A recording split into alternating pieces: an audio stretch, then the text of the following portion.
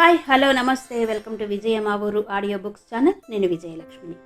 Friends, నవల స్రవంతిలో భాగంగా 8వ అడుగు శ్రీమతి అంగులూరి అంజనీదేవి గారి నవల ఆడియోగా వినిపిస్తున్నాను కదా. మరి ఈరోజు 8వ అడుగు నవల ఆడియో 6వ భాగం వినిపించబోతున్నాను. మరి ఆలస్యం చేయకుండా కథలోకి వెళ్ళిపోదాం.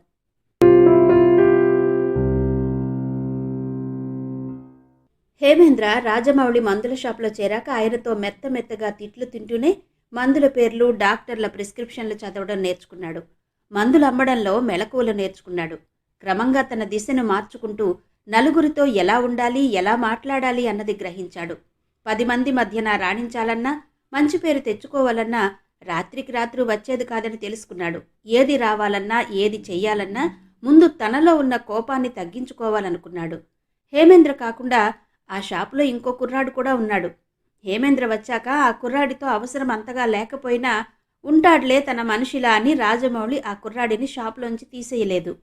హేమేంద్రకి ఏమాత్రం ఖాళీ సమయం దొరికినా షాప్లో కూర్చుని హాస్పిటల్లో వచ్చేపోయే పేషెంట్లని, వాళ్ల తాలూకా బంధువుల్ని గమనిస్తూ ఉంటాడు. రిప్రజెంటేటివ్లను, వాళ్ళు వేసుకునే డ్రెస్లను, వాళ్ళు మాట్లాడే విధానాన్ని కళ్ళార్పకుండా చూస్తుంటాడు.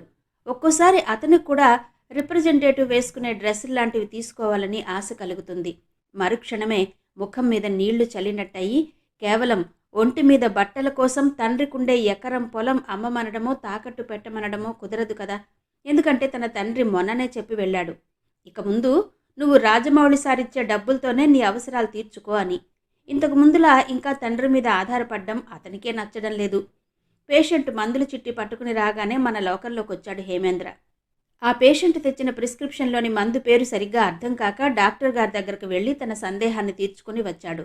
ఆ తర్వాత ఓ రిపోర్ట్ తాలూకా డౌట్ ఏదో ఉంటే ల్యాబ్లోకి వెళ్ళి అడిగి తెలుసుకున్నాడు. ఓపీలో కూర్చుని టీవీ చూస్తున్న ఒక ఆమె ల్యాబ్లో నుంచి బయటకు వస్తున్న హేమేంద్రను చూడగానే లేచి నిలబడింది. నువ్వు శేఖరయ్య కొడుకు కదూ? ఒకప్పుడు తాటి చెట్ల చుట్టూ తిరుగుతూ ఎండిన పెంకులా ఉండేవాడివి. ఇప్పుడు నీళ్లు పోసిన మొక్కలా చక్కగా ఉన్నావు. ఎక్కడ ఉంటున్నావు? ఏం చేస్తున్నావు? అంది ఆశ్చర్యపోతూ.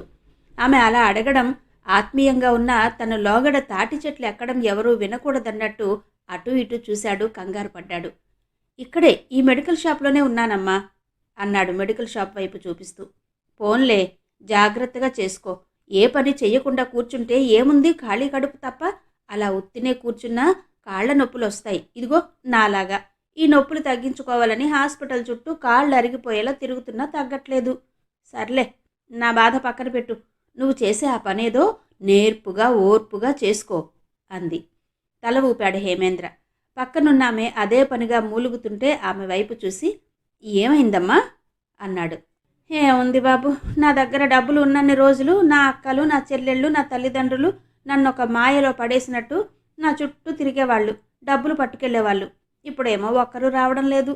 నాకు వచ్చిన రోగం అలాంటిది. ఈ రోగానికి మంచి మందులు కావాలట, ఆపరేషన్ కూడా చెయ్యాలట, డబ్బులు బాగా కావాలి. నాకిప్పుడు అంత డబ్బు ఇచ్చేవాళ్ళు లేరు, చూసేవాళ్ళు లేరు. ఉత్త చేతులతో డాక్టర్ దగ్గరికి వస్తే డాక్టర్ మాత్రం ఏం చేస్తాడు అంది. ఆమెలో ఉన్న వ్యాధి కన్నా నిస్సహాయతే ఆమెను చంపేలా ఉంది. చుట్టూ వింటున్న వాళ్ళంతా టీవీ ముందు కూర్చున్న ప్రేక్షకుల్లా చూస్తున్నారు. హేమేంద్రకు మాత్రం ఆమెను చూస్తుంటే ఇన్ని రోజులు ఆమె తన దగ్గర ఉన్న డబ్బును అపాత్రదానం చేసిందేమో అనిపించింది. ఏ అవసరం ఎప్పుడొస్తుందో, ఏ వ్యాధి ఎప్పుడొస్తుందో తెలియక అనుబంధాల పేరుతో తనకి తానే అన్యాయం చేసుకుందేమో అనిపించింది. ఇలాంటి వాళ్లను ప్రస్తుతం ఒక్క డబ్బు తప్ప ఏ అనుబంధం కాపాడలేదు. మనిషికి జీవితంలో డబ్బు ఇంత అవసరమా అన్నదానికి ప్రత్యక్ష సాక్షిలా ఉందామె. హేమేంద్ర ఆమెనే జాలిగా చూస్తున్నాడు.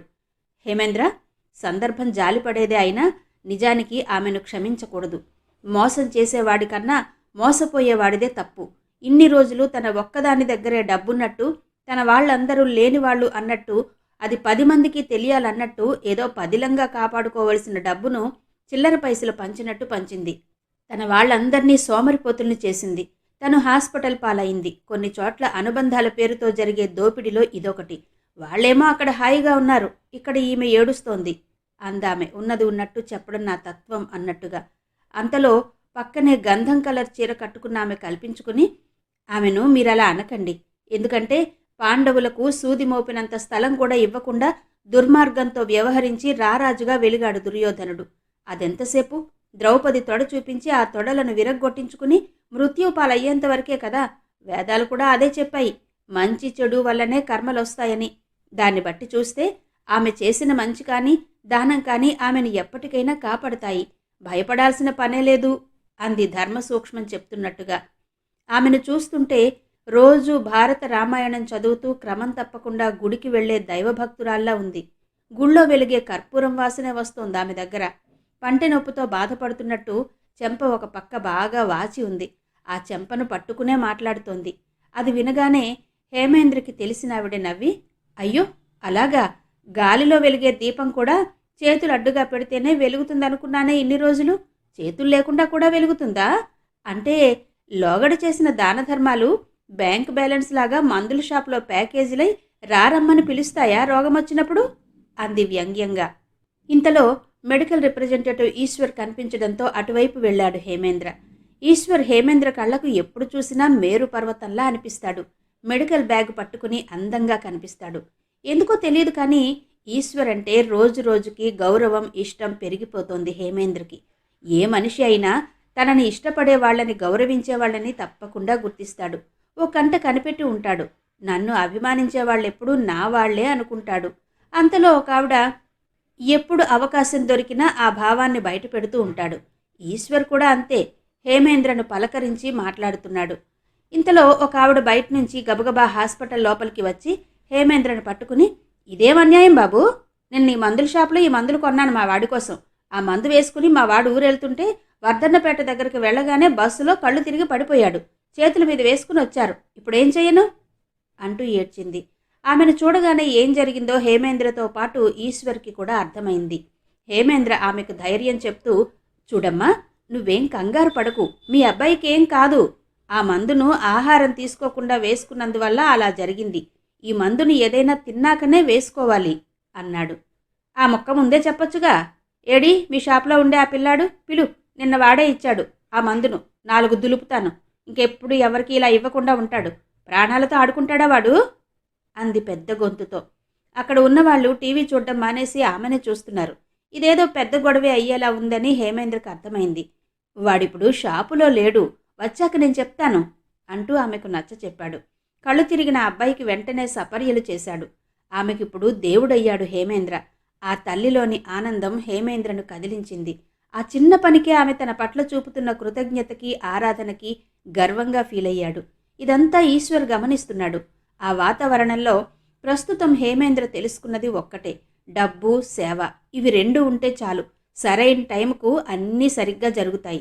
ఇప్పుడు తనకి రాజమౌళిచ్చే జీతం తప్ప అదనంగా ₹1 కూడా రాదు. కానీ తను డబ్బు సంపాదించాలి. అది ఎలా అన్నదే హేమేంద్ర ఆలోచన. ప్రయత్నాలెప్పుడూ ప్రయోజనాలను అంటుకట్టుకునే పుడతాయి. ప్రతి ప్రయత్నం వెనుక ఓ ఆలోచన ఉంటుంది. అడుగు వెంట అడుగు పడడానికి కూడా ఆ ఆలోచనే పునాది. అది ఎటువంటి ఆలోచన అన్నది ముందు తెలియదు, ఫలితాలే సమాధానాలవుతాయి. ఇంతలో నర్సు వచ్చి పిలవగానే మెడికల్ రిప్రజెంటేటివ్ ఈశ్వర్ డాక్టర్ గారి దగ్గరకు వెళ్ళాడు. హేమేంద్ర మెడికల్ షాప్లోకి వెళ్ళాడు.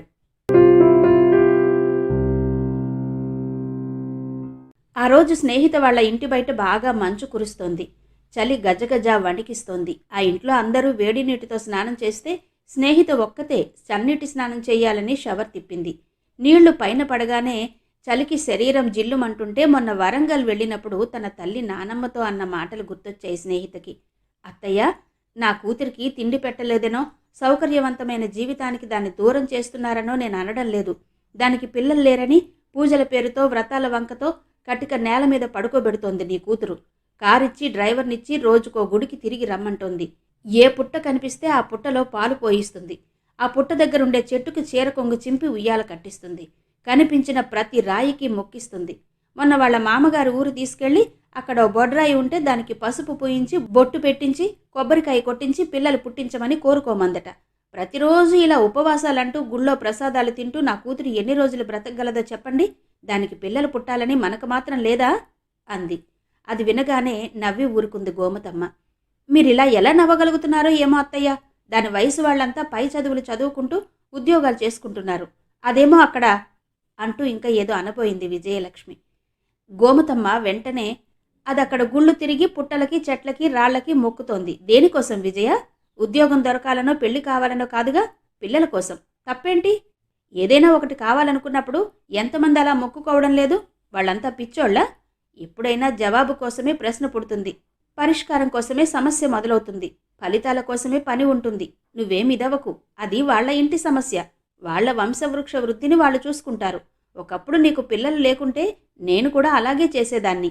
ఎవరి తాపత్రయం వాళ్లకుంటుంది. అదే రేపు ఏ దేవుడు కరుణించో దానికి పిల్లలు పుడితే అందరికన్నా సంతోషించేది నీ కూతురే, నా కూతురు కాదు అంది. తల్లి హృదయం మీద ఎవరైనా పరిశోధన జరిపితే అందులో నుంచి వచ్చే ప్రతి వాక్యం ప్రేమపూరితంగా, అపురూపంగా, గాఢంగా ఉంటుందేమో. అసలు తల్లి మాత్రమే పిల్లల్ని ఎందుకంతగా ప్రేమిస్తుంది? స్వార్థం లేకుండా, కల్తీ లేకుండా, ఏమాత్రం ధనాపేక్ష లేకుండా ప్రేమిస్తే నాకేమొస్తుంది అన్న ప్రశ్న లేకుండా, భవిష్యత్తులో వీళ్ళు నాకేమిస్తారు అన్న ఆలోచన లేకుండా ఎందుకిలా అణువణువును ప్రేమతో నింపుకుని అమృతం దొరికినా మొత్తం పిల్లలకే తాపుకోవాలని చూస్తుంది? విజయలక్ష్మికి కావలసింది తన కూతురు సంతోషమే కాబట్టి ఇంకేం మాట్లాడలేదు. స్నేహిత స్నానం పూర్తి కాగానే తల్లి మాటల్ని గుర్తు చేసుకోవడం ఆపేసింది. పట్టుచీర కట్టుకుంది, పూలు పెట్టుకుంది, గుమ్మం ముందు ముగ్గు పెట్టి ప్రత్యేకమైన కళతో వెలిగిపోతూ దేవుని గదిలో కూర్చుని అత్తగారు చెప్పిన మాటల్ని గుర్తు చేసుకుంటోంది స్నేహిత. స్నేహిత, ఇవాళ భోగి. భోగి అంటే భోగం. ఈ 3 రోజుల్ని చాలా పవిత్రంగా భావించాలి. నీ తోడుకోడళ్ళిద్దరూ తమ పిల్లల్ని చూసుకుంటూ క్షణం తీరిక లేకుండా ఉన్నారు. ఈ పూజా కార్యక్రమాలకి ఈ వయస్సులో నా శరీరం సహకరించడం లేదు. ఈ ఉత్తరాయణ పుణ్యకాలంలో సూర్యుడు ఉత్తర దిక్కుగా ప్రయాణం చేస్తాడట. అలా ప్రయాణించి మనుషుల పాపాలను తొలగించి ఆరోగ్యకరమైన వాతావరణాన్ని కల్పిస్తాడట. అందువల్లనే 3,000,000 దేవతలు ఉత్తర దిక్కున ఉండేది. పవిత్ర గంగానది కూడా ఉత్తర దిక్కునే పుట్టింది. అంతెందుకు, అంపశయ్య మీద పడిన భీష్ముడు కూడా ఉత్తరాయణం దాకా ఎదురు చూసింది ఈ పుణ్యం కోసమే. అందుకే ఈరోజు నువ్వు 13 పూల పూజ చెయ్యి. నీకే మంచిది. ఏదో ఒక పూజ ఫలించి నీకు పిల్లలు పుట్టకపోరు అంది నీలవేణి. అంతిమ లక్ష్యం పిల్లలు పుట్టడమే అయినప్పుడు చావుకి పెళ్లికి ఒకే మంత్రంలా ఏ పూజ చేసినా పిల్లల కోసమే అన్నట్టుంది ఆమె ధోరణి. ఆమె ఏది చెప్పినా తన మంచికి అన్నట్టు, సరే అత్తయ్య చేస్తాను అంది స్నేహిత. స్నేహితకు కూడా ఈ మధ్యన పిల్లలు కావాలనిపిస్తోంది. కారణం, తన తర్వాత పెళ్లిళ్ళైన వాళ్ళకి కూడా పిల్లలు పుట్టి నడుస్తున్నారు. అంతేకాదు, ఇంట్లో వాళ్ళు బయట వాళ్ళు తన కడుపు పండాలని కోరుకుంటున్నారు. అందుకే పూజ గది ముందు ముగ్గులు పెట్టి తామర పువ్వుతో సహా 13 రకాల పూలతో పూజ మొదలుపెట్టింది. పూజలో మొదటి పువ్వు భక్తిని, రెండో పువ్వు జ్ఞానాన్ని, మూడో పువ్వు ఐదోతనాన్ని, 4వ పువ్వు సౌందర్యాన్ని, 5వ పువ్వు భుక్తిని, 6వ పువ్వు ఆనందాన్ని, 7వ పువ్వు సత్సంతానాన్ని, 8వ పువ్వు సహకార సౌభాగ్యాన్ని, 9వ పువ్వు మంచి గుణాన్ని, 10వ పువ్వు కీర్తి ప్రతిష్టల్ని, 11వ పువ్వు మంచి పొరుగును, 12వ పువ్వు పార్వతీ అనుగ్రహాన్ని, 13వ పువ్వు పరమసుఖాన్ని ప్రసాదిస్తాయన్న నమ్మకంతో మనస్ఫూర్తిగా పూజను పూర్తి చేసింది స్నేహిత. తను చెప్పినట్టు చేసిన స్నేహిత వైపు మెచ్చుకోలుగా చూసింది నీలవేణమ్మ. అంతలో ఆటో దిగి హైదరాబాద్లోనే ఓల్డేజ్ హోంలో ఉంటున్న గోముతమ్మ స్నేహితురాలు కాత్యాయని వచ్చింది. రాపిన్ని కూర్చో అంటూ ప్రేమగా కూర్చోబెట్టింది నీలవేణి. స్నేహితను పిలిచి కాత్యాయనికి పండుగ పిండి వంటలు పెట్టించింది. తినమని ప్రేమగా చెప్పింది.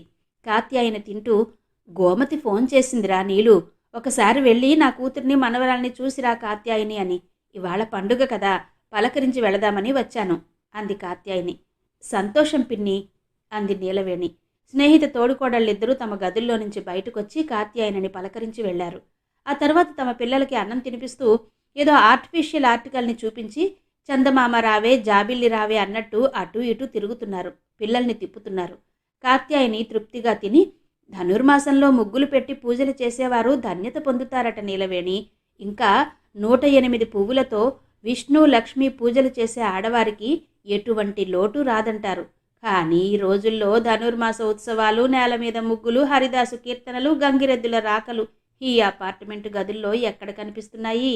నిజానికి ఈ సంక్రాంతి వస్తుందనగా ముందు నుండే ఏ రోజు ఏ గ్రహం ఏ తీరుగా కదులుతూ ఉంటుందో, ఏ నక్షత్రాలు ఏ దిశగా ఉదయిస్తూ ఎటుగా అస్తమిస్తుంటాయో ఆ విషయాన్ని నేల మీద చూపించాలని ఆకాశానికి ప్రతిబింబంగా ఈ నెల రోజుల పాటు రోజుకొక్క ముగ్గుండాలని నేలను ఆవు పేడతో అలికి ముగ్గులు పెడతారు.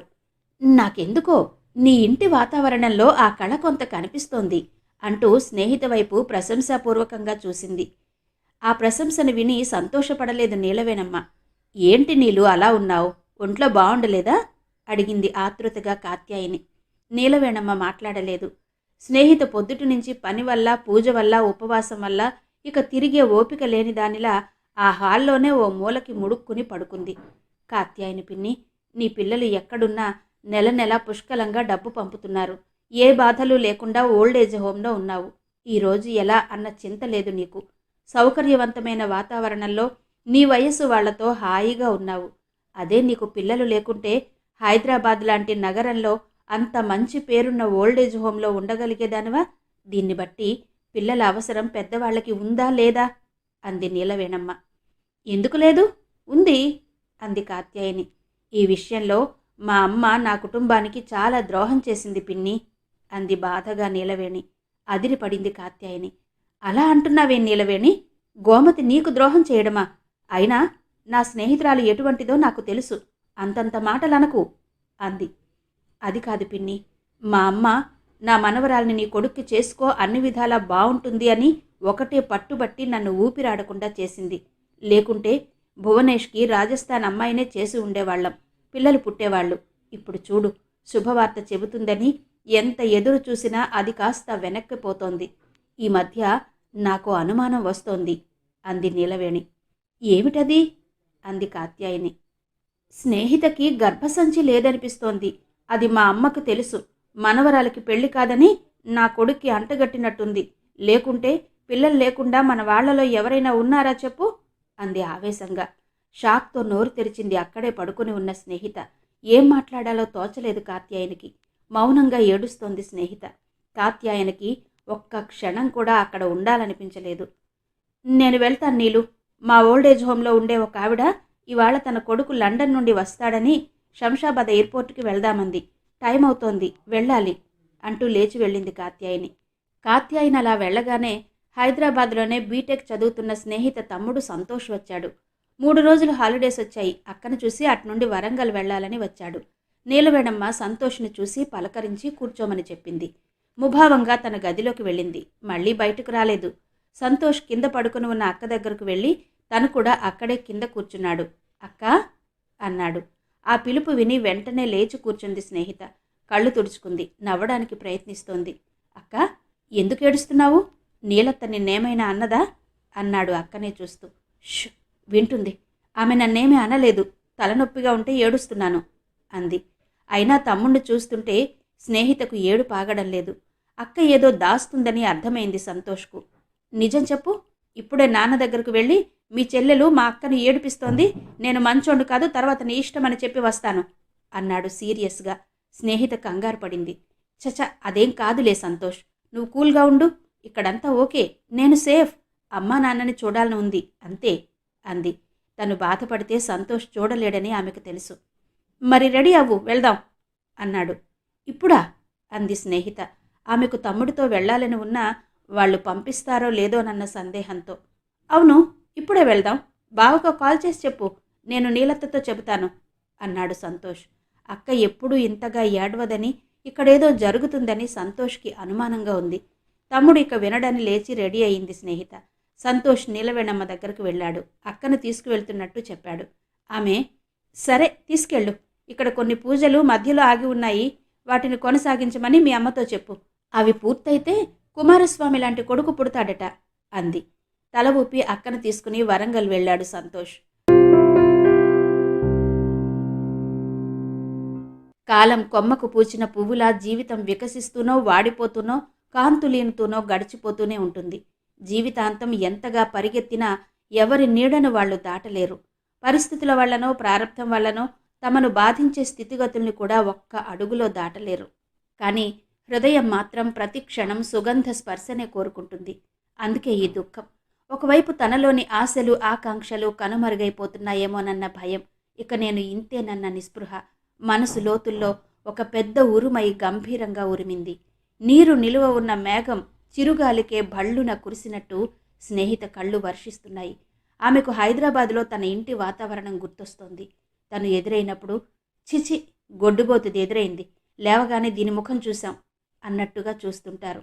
అంత ఖరీదైన ప్రాంతంలో టాప్ క్లాసు విద్యావంతుల కుటుంబాలు ఉండే ఆ అపార్ట్మెంట్లో కేవలం నాకు పిల్లలు లేరన్న కారణాన్ని ఎత్తి చూపిస్తూ నన్నింత మానసిక హింసకు గురి చేయడం అవసరమా అనుకుంది. ఎందుకే స్నేహ, ఒక్కదానివే కూర్చుని ఏడుస్తున్నావు? ఎవరేమన్నారు నిన్ను? త్వరగా చెప్పు. ఈ గోమతమ్మ మనవరాలంటే ఏంటో వాళ్ళకు అర్థమయ్యేలా చేస్తాను అంది గోమతమ్మ. స్నేహిత కన్నీళ్లు తుడుచుకుని మామూలుగా కూర్చుంది. బామ్మ, మనిషి కర్మల్ని ఎన్నిసార్లు అనుభవించాలి? నాకు తెలిసి ఈ జన్మలో నేనే పాపం చెయ్యలేదు. మరిప్పుడు నేను అనుభవిస్తున్న ఈ బాధ నాకెందుకొచ్చింది? మనకి పాలు పోసేవాడికి కూడా పిల్లలు పుట్టి నాకెందుకు పుట్టలేదు? సరే, పిల్లలు లేరన్న బాధ నాకన్నా ఎక్కువగా ఈ ప్రపంచానికే ఎందుకుంది? జనాభా లెక్కలు పడిపోతాయనా? అదే అయితే నన్ను ఇంతగా కుళ్ళబొడిచి పొందే ఆ అభివృద్ధి ఎవరికోసం? ఇది కేవలం నా కర్మ మాత్రమే అని నేను అనుకుంటున్నాను. అందుకే అడుగుతున్నా, మనిషి కర్మల్ని ఎన్నిసార్లు అనుభవించాలి? ఈ కర్మ ఇప్పటిదా, పోయిన జన్మదా? చెప్పు బామ్మ అంది. స్నేహిత మాటలు గోమతమ్మ హృదయాన్ని నొక్కినట్టయింది. స్నేహితలో లోతుగా ఆలోచించే తత్వం ఉంది. మరీ ఇంతగా ఉందనుకోలేదు. స్నేహ, కర్మల ప్రసక్తి వచ్చింది కాబట్టి చెబుతున్నాను విను. ప్రతి జీవి తన కర్మానుభవానికే ఈ లోకంలోకి వస్తుంది. మరలా కొన్ని కర్మలు చేస్తుంది. ఇలా కర్మల ఫలితాల ఊబిలో దిగబడిపోతుంది. అలసి సొలసి దేహం చాలిస్తుంది. అలా నిశ్శేషం కాని కర్మఫలాల అనుభవానికే స్వర్గానికి లేక నరకానికి వెళుతుంది. అక్కడ తన ప్రారబ్ధాన్ని అనుభవిస్తుంది. ఇంకా ఈ ప్రారబ్ధం వల్ల వచ్చిన ఆగామి కర్మలు, ఆది నుంచి నిలువ ఉన్న సంచిత కర్మలు ఉండిపోతాయి. అవి అనుభవించడానికే మళ్ళా భూమి మీద పుడుతుంది. జనన మరణ చక్రం అంటే ఇదే అంటారు అంది గోమతమ్మ. అది విన్న స్నేహిత మాట్లాడలేదు, ఆలోచిస్తోంది. మహనీయులు చాలా విషయాలు చెప్పి కనుమరుగయ్యారు స్నేహ. వాటిని మననం చేసుకునే తీరిక లేకపోయినా మనల్ని బాధించిన మాటల్ని మాత్రం గుర్తు చేసుకోవద్దు. మనకు నచ్చిన అందమైన అపురూపమైన క్షణాలని మాత్రమే మనసులోకి తెచ్చుకోవాలి. ఇంకెప్పుడు ఇలా ఏడవకు అంటూ దగ్గరకు తీసుకుంది. బామ్మ స్పర్శ హాయిగా ఉంది స్నేహితకు. బయట గేటు ముందు కారు దిగి రామేశ్వరి లోపలికి వస్తుంటే, రామేశ్వరి వస్తోంది అనుకుంటూ, రా రామేశ్వరి, కారులో ఉండేది మీ అబ్బాయేనా? లోపలికి పిలువు అంది స్నేహితును వదిలి గోమతమ్మ. వద్దులే గోమతి, వాడికి పనులున్నాయి, వెళ్ళని అంటూ కూర్చుంది రామేశ్వరి. ఏమిటి రామేశ్వరి, ఆటో వాడికి డబ్బులిచ్చి దిగినట్టు మీ అబ్బాయికి డబ్బులిచ్చి కారు దిగావు? ఇంతకీ కోర్టు వాళ్ళిచ్చిన డబ్బుల్ని తిరిగి నీ కొడుకు చేతిలోనే పెట్టావా ఏ? అంది గోమతమ్మ. అలా ఎందుకు పెడతాను గోమతి? అదెంత కష్టపడి కోర్టుల చుట్టూ తిరిగితే వచ్చిందో నాకు తెలీదా? ఇక ముందు ఆ డబ్బుతోనే మన కాత్యాయన ఉండే హోంలో ఉండాలనుకుంటున్నాను. ఈ లోపల నిన్ను చూసి పోదామని వచ్చాను. బస్సులు దిగి ఆటోలు ఎక్కి ఈ వయసులో నీ దగ్గరకు రాలేక నీ కారులో నా స్నేహితురాలింటికి తీసుకెళ్లరా అన్నాను కొడుకుతో. పెట్రోల్కి డబ్బులు కావాలి అన్నాడు. పర్వాలేదులే, వెళదామన్నాను. 2 రోజులుగా వాడి ఇంట్లోనే ఉన్నాను. పెట్రోల్ ఖర్చుతో పాటు నా తిండి ఖర్చు కూడా కలిపి ఇచ్చాను అంది రామేశ్వరి. అవాక్కయింది గోమతమ్మ. ఆశ్చర్యపోయింది స్నేహిత. మీరిద్దరూ ఎందుకలా అయ్యారో నేను అర్థం చేసుకోగలను. కానీ ఒక్కోసారి జీవితం చివరిదాకా ఆత్మాభిమానంతో బ్రతకాలి అంటే రక్త సంబంధాన్ని కూడా ఆర్థిక బంధంగా మార్చుకోక తప్పదు. లెక్కలు కూడా సరిగానే చూసుకోవాలి. లేకుంటే ఒట్టిపోయిన గొడ్డు మేతకి లేక చచ్చిపోయినట్టు చచ్చిపోతాం అంటూ రామేశ్వరి గతంలో తన కోడళ్ల దగ్గర ఎన్ని పస్తులు పడుకుందో గుర్తు చేసుకుంది. నీ మాటలు వినడానికి అసహజంగా ఉన్నా అసత్యం కాదనిపిస్తుంది రామేశ్వరి. కానీ అలా కన్న కొడుక్కి డబ్బులివ్వడం మానవ సంబంధాలను అవమానించినట్టు కాదా అంది గోమతమ్మ. నువ్వనుకునే మానవ సంబంధాలు డబ్బుతో సంబంధం లేకుండా ఎక్కడ సాగుతున్నాయి గోమతి? ఎక్కడో తప్ప అన్నీ డబ్బు బంధాలే కదా. అందుకే నేను నా కొడుకులపై కేసు వేయడానికి వెనకాడలేదు. నాకు నేను న్యాయం చేసుకున్నాను, నా బ్రతుకును నిలబెట్టుకున్నాను అంది. ఏమో రామేశ్వరి, నాకంతా అయోమయంగా ఉంది. జీవితపు లోతులను చూసిన అనుభవంతో నువ్వు మాట్లాడుతున్నావు. కానీ నీళ్లను చూస్తూ దూరంగా నిలబడి సముద్రాన్ని దాటాలనుకున్నట్టు ప్రేమ స్పర్శానుభూతి లేకుండా జీవితాన్ని దాటాలనుకుంటున్నారేమో కొందరు అనిపిస్తోంది నాకు అంది గోమతమ్మ. వాళ్ళిద్దరూ అలా మాట్లాడుకుంటుంటే స్నేహిత లేచి తన గదిలోకి వెళ్ళింది. శ్రీమతి అంగులూరి అంజనీదేవి గారి 8వ అడుగు నవల ఆడియో 6వ భాగం విన్నారు కదా. మిగిలిన కథ తర్వాతి భాగాల్లో వినిపిస్తాను. అంతవరకు సెలవు. నమస్తే.